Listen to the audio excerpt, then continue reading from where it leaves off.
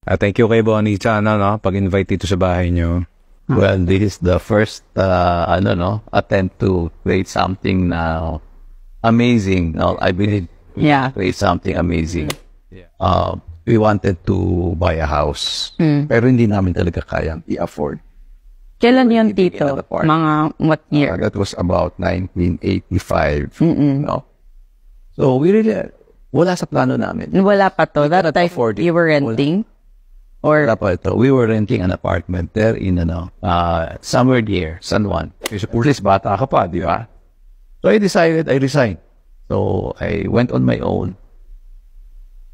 After 9 months, I did not earn even a single cent.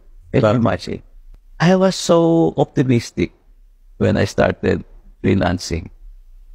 And I was in a hurry to make money. So, I was trying to get the big clients na hindi ko naman kaya. And these clients, hindi papasa sa bangko. So, I did not earn a single cent. Until the point when I sold my car. And when I sold my car, naubos din siya. Hanggang I was down to 1,500 pesos.